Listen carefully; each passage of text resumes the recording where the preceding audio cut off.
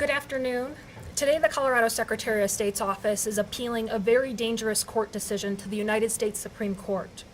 On August 20th, the 10th Circuit Court of Appeals held that Colorado cannot remove presidential electors if they fail to cast their ballots for president in accordance to state law.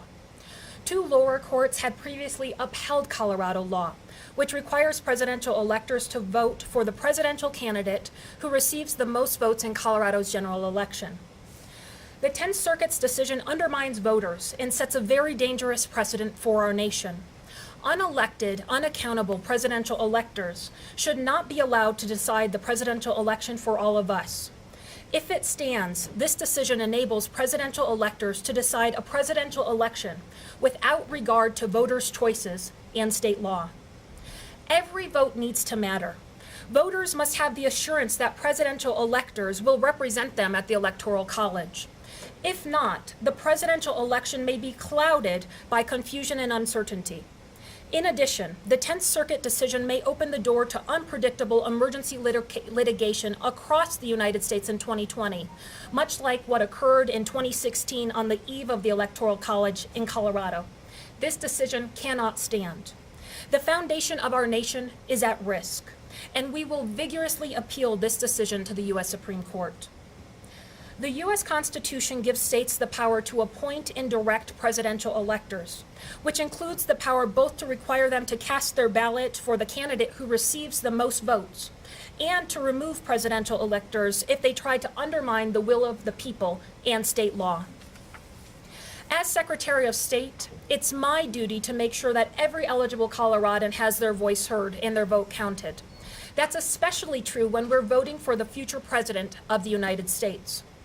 When Americans vote, we are exercising our most fundamental right, the right to self-governance and self-determination. We have worked hard here in Colorado to ensure that every eligible voter can exercise these fundamental rights. And when Coloradans cast their votes, they expect them to be counted and to affect the outcome of the presidential election. The dangerous ramifications of the 10th Circuit decision cannot be understated. If states cannot hold presidential electors accountable, voters will rightfully question the power and the purpose of their vote. With our democracy under constant attack, we should be empowering voters to participate, not dissuading them. And if states cannot hold presidential electors accountable, we risk corruption in a critically important election for our nation. Presidential electors could be enticed, which would make it even easier for bad actors in foreign nations to undermine our democracy. Our elections must be free and fair. Voters must have the assurances that presidential electors who represent Colorado are acting on their behalf. And above all else, every Coloradan and every single American must know that this is a nation of the people, for the people, and by the people. The American people must have their voices heard in the next election of the U.S. president. Now, voters in Colorado and across the nation should have confidence that their votes matter, that they will be counted, and that every person can help shape the future of our nation. That's the American promise, a promise that cuts across geography, socioeconomic class, race, and partisan politics. The promise that every eligible American vote counts the same. This nation, founded to be a more perfect union, is worth fighting for, and we as Americans must have the opportunity to determine the future through free and fair elections. With the 10th Circuit's decision, our country is at risk. The very foundation of our nation is at risk. That's why we are vigorously appealing the 10th Circuit's decision to the U.S. Supreme Court. Resolution of this lawsuit is urgent. Our nation needs the Supreme Court to resolve this critical issue before the 2020 election. Americans deserve a democracy that we can believe in. Thank you. And with that, I'll introduce our Attorney General, Phil Weiser. Thank you, Secretary Griswold. Thank you all for being here. It was 200 years ago when Chief Justice John Marshall said in McCulloch versus Maryland, "We must never forget it's a constitution that we are expounding, a constitution for ages to come." Today, we are appealing a matter that involves how our presidential election system works. In Colorado, when people cast their votes, they're casting a vote for a political party and the candidate of that party. They are expecting their votes to be counted. They're expecting their votes to be delivered for the purposes that everyone has the shared understanding is at issue. What this case represents is a threat to the shared understanding of how our constitutional democracy works. And this is something that gets to the Electoral College, where people are expected, as appointed by Colorado, to exercise the ministerial requirement of voting as they said they would, and as people, when they voted, expected their votes to be counted. We need the court to hear this case this term, because we should not see a spectacle of emergency litigation during the course of an election. Instead, what we need to see is a careful and thoughtful decision on the merits of this issue, which is now something that has split different circuits. The 10th Circuit ruling is in the minority, and we believe will be overturned when properly considered by the U.S. Supreme Court. With that, we'd welcome any of your questions. When you say reconsider, what's the actual process of that? So we are now filing a petition for certiorari, which is the formal writ. The Supreme Court needs to decide to take this case. There is a unique situation in that the party on the other side also represented electors in Washington state, and so the other side has already said they want this case to be taken. We believe this issue should be decided by the Supreme Court this term. That is the question now before the court, whether to take this case. Are you going to be asking for any kind of injunction just in case the case doesn't go to the Supreme Court? Because right now, presidential electors can do whatever they want to in Colorado. We believe the court will take this case and will rule in favor of the position that we're expounding. The issues around injunctions happen when you are in the midst of emergency litigation, where the question is what happens. By taking the case this term, we can avoid that. If they don't take the case this term, will you ask for an emergency injunction? We'll cross that bridge if we get to it. We're confident in the face of a clear circuit split and an issue of this importance, the Supreme Court will be taking this case. Like we said, when the 10th Circuit decision came down, we're looking at all legal and legislative solutions. So everything's on the table, but we are very confident and sure do hope that the U.S. Supreme Court takes this case and decides to protect our democracy at a time when we see foreign nations undermining it and Americans' confidence in the soul of our nation really lowering. Can you talk about, or at least expand upon, what happens if they don't take the case up this term, what that potentially be, what are the ramifications? Do you want to go first? Sure. We are a great team, by the way. Great team. So 28 states have laws on the books that bind their electors to vote for whoever wins that election in the state. Other states do not. And even though they don't have binding laws, electors tend to follow what the state law is. And state law tends to say, and what state law is in Colorado, is a requirement that electors cast their ballot for whoever wins the general election in Colorado. With that said, in 2016, we did see an uptick in faithless electors, chatter around electors who are willing to buck the general election in Colorado. So again, we're looking at all possibilities.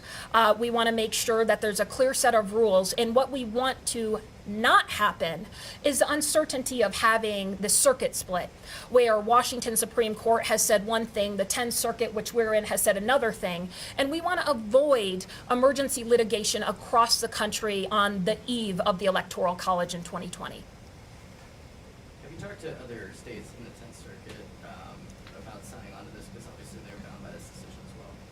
We will be reaching out to other states who share the concern that we have, which is right now we face legal uncertainty. Secretary Griswold said it very well. There's a different rule of law in Washington than there is in Colorado. That's not healthy. This is a basic constitutional principle that deserves a nationwide uniform standard. So I believe there'll be a lot of concern among different states, state AGs, and that will even further increase the rationale for the Supreme Court to take this case. How does this interplay with the national popular vote, Mr. Cass? These are separate questions, obviously on separate tracks. Our focus is on this case and having it heard this year and deciding that Colorado's system and Colorado's law is in fact constitutional and serves the purpose of supporting what people understand our election system to be. So that's what's before us right now. Obviously, other issues will be before us down the road.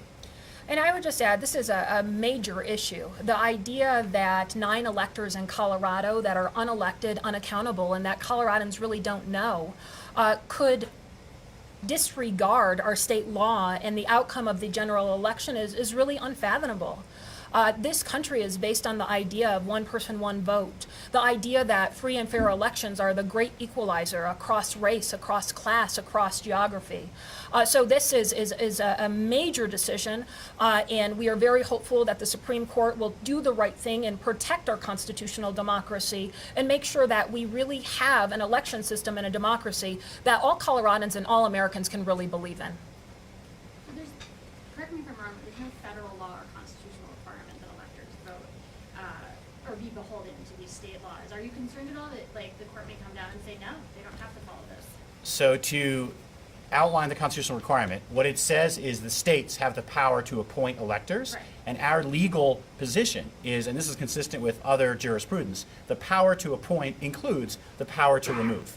When Colorado appoints someone as an elector to serve the responsibility of following the popular will, that is a responsibility they are expected to carry through, and with that power to appoint includes the power to remove them if they fail to do their duty. The Tenth Circuit saw its case as materially different from the Washington case because of the penalties imposed. I mean, the Washington case, it was a civil crime, and here it was a removal of an elector and potential referral for perjury. Do you agree that the difference in the penalties makes the cases materially different? I don't believe that the consequences of being fined or removed are material. I think this is a direct conflict between these two cases, and it is, to my mind, not justifiable to have one rule in Washington and another one in Colorado. So Article 2 of the U.S. Constitution clearly says that the legislature may appoint and direct electors as they see fit. So what's really at stake is, can a state enforce state law? And that question is the same for the Washington case and the Colorado case. But the bigger principle of what's at stake is, are 270, pick your number, rogue electors allowed to decide the U.S. president without regard to voters' choices? To put that differently, when people voted for president in 2016 in Colorado, the majority of Coloradans believed they were voting for the Democratic Party's nominee, Hillary Clinton. They didn't believe they were voting for Michael Baca, for example, to do whatever he wanted. And that's the principle that's at issue. I have a question on that. I don't think I'd be wrong if we can look at people who vote for presidential races, they think they're voting for a candidate. You're talking about the issue is the 9 people that Colorado is really voting for. So what can you do to, it sounds like you'd rather just maybe get rid of the 9 people and get that out of the equation. What would that require? Let me start just by clarifying. The point is, under our system, the 9 people are required under state law to vote for the person who the public believes they're voting for. And that system, under Colorado law, reinforces what the people believe is happening in the election. We are, in this case, fighting to preserve that state law and that system of constitutional democracy that we've lived with in Colorado. So that's what this case is about. I know when the 10th Circuit decision came down, there was talk about potential legislation to try and avoid this issue. Are you still going to be pushing for that this session, given that this is really the only session you have before the next election to kind of resolve those things? And what would that look like? We're looking at all different possibilities and all solutions. And yes, we are looking at legislative solutions. One of the concerns I have about electors is who they can be beholden to. We're at a time when the U.S. intelligence agencies have said time and time again that Russia and China are trying to undermine our nation. So we should be concerned about who is ultimately deciding the U.S. presidency. I do believe that voters should choose the president of the free world. That is something that I fundamentally believe. And we'll be looking at all solutions to make sure that Coloradans' voices are heard and their votes are counted. Should voters and nonpartisan political parties choose who the presidential electors are in Colorado? Well, Colorado law clearly requires electors to cast their ballot for whichever candidate wins the general election in Colorado. I believe that voters' choices should ultimately decide who is the U.S. president. And here in Colorado, if someone casts their vote, they should expect and be assured that that vote is going to affect the outcome of the U.S. presidential election. What happens, there's a time between when people vote and then when the electoral college is called and the cast of ballots. If in between that time, there is something that comes up, for example, the person who won may have, broken the law or committed a felony or, who knows what, isn't having an elector that can change their mind or vote for somebody else and a possibility that is to protect us from having somebody who's a criminal becoming president? That's not the way the system works in Colorado, and the challenge here is if people didn't believe that their vote was going to translate into the candidate they were choosing, that would undermine their confidence in what the system has been and, in our view, needs to be. So the principle at stake here is when people cast their ballot, they believe it's the leader of the party they're choosing. In 2016 in Colorado, it was Hillary Clinton.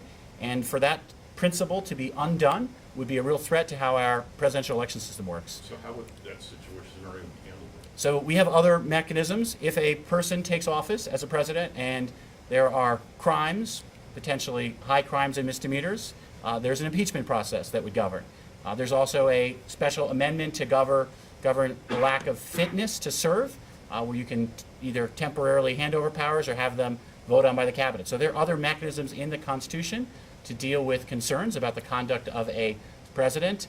The Electoral College functions to ratify what people believe they were voting for. And again, this lawsuit is really about state law.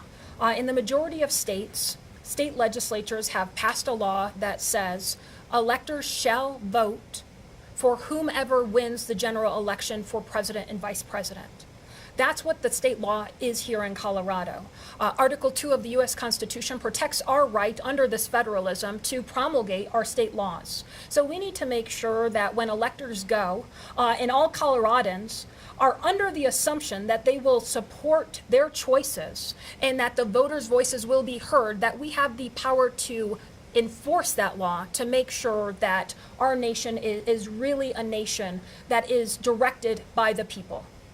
I'm not sure if you guys answered it with Jesse's question, but I'm wondering if you could talk about how difficult it is to get the Supreme Court to take up a case so quickly, and if there's a precedent or a history behind that? So I have been a longtime observer of Supreme Court case decision-making as someone who's been really a scholar of constitutional law, and the short answer to your question is when you have a circuit split, or of the cases of the highest decider, in this case the Washington Supreme Court and the 10th Circuit, on an important issue, it is actually those cases that do tend to be taken up by the U.S. Supreme Court. Because now the only one who can resolve this split of authority is the Supreme Court. So this is actually a prototypical case for the Supreme Court. And to the point that Jesse was making earlier, delay, which sometimes is an option, is a terrible idea here. Because we have the chance in this term to decide this outside the context of emergency litigation in the crucible of a presidential election. Instead, we can decide it in the normal order of the Supreme Court's docket. And that's why I believe this case will be accepted by the Supreme Court for review. So quickly? And as quickly as you can. So the way this works, we're filing a petition today. The court will consider that at one of their Friday conferences. We will hear word that it was taken, and they'll set it for argument sometime in presumably the winter or early spring of 2020, with the decision to come by June 2020. If the Supreme Court hears this case, would they just be deciding on the states that currently have laws that bind their electors, or would that affect states that currently don't have laws? As a formal matter, this case is about the Colorado statute that binds electors and enables not just the appointment of them, but removal if they refuse to do their duty. That's what will be at issue in this case. And I'm wondering if this is like a Democrat, Republican issue. I mean, how do you see it? More support or opposition? Well, actually, we inherited this case from Secretary Wayne Williams, who is a Republican, and he supports going to the U.S. Supreme Court. This really isn't a partisan issue. This is an American constitutional democracy issue. This is a states' rights issue. Can a state promulgate a law and enforce it as to how electors will vote in that state? Historically, we have believed that that answer is yes. In the 10th Circuit, really, their decision was surprising and shocking to folks across this nation.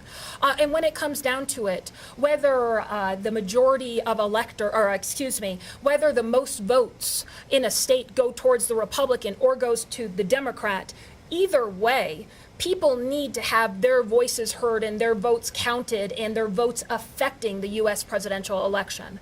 So this is a bipartisan issue. It should be a bipartisan issue. This goes to the core of what our nation means and what it should mean.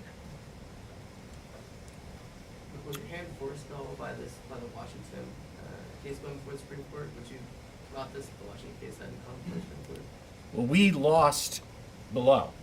So Washington and their Attorney General is probably the office who might be feeling like we're good here because our law was upheld. In our case, our law was struck down. So whether or not the Washington Supreme Court ruled the way it ruled, we were going to be in a position of asking, what do we do? The fact that the Washington case came down so close in time simply underscores the split of authority and the rationale for Supreme Court review. All right, if we don't have any more questions, we're happy to stay and chat a little think she bit has one more afterwards. Oh, we have one more question. No, I was just gonna ask if you could switch to the out-of-town ballots. Sure, we're happy to do that. Let's make sure that there's no other questions. Any more questions on this? Okay. Let me just ask one Sure. more. I mean, if the Supreme Court comes back and decides that to uphold the 10th Circuit decision, the entire electoral college is thrown into disarray, right? I think you're making our argument for us as to why we believe this case should come out the way we are arguing. If the electoral college system is unhinged from the Colorado state law and others like it, people then will not know who they're voting for because currently they believe they're voting for a party and this candidate for president. If you pull the rug out from under people, it would be disruptive to say the least. We believe that is part of why the Supreme Court will ultimately adopt our view and uphold the Colorado law. I guess the question I have though is, isn't it dangerous to ask the Supreme Court to make a ruling on this because there's the potential that they're going to ruling against Colorado? So this is an issue where it's dangerous either way. On one hand, it's dangerous if we do nothing. There's a chance of emergency litigation across the nation in 2020. We do not want to see lawsuit upon lawsuit upon lawsuit because there's this open question of what is the rule of the land? What is the constitutional duty of the land? That's dangerous, right? And I would like to say that there are quite a few states that have laws on the books that direct electors, but do not bind, have not found a binding principle where they say the elector must do this or we will remove them. Traditionally, electors vote the will of the people because we understand, even if there's not an enforcement mechanism, that it's the right thing to do because we live in this nation and we are a nation that is supposed to be a democracy, and because that's what the law is directing them to do, even if there's not an enforcement. So I think the consequences, if the Supreme Court decides not to take up the case, or if it decides to uphold the 10th Circuit, are yet to be seen, and we will just cross that bridge when we get to it. Thank you all. Okay, thank you.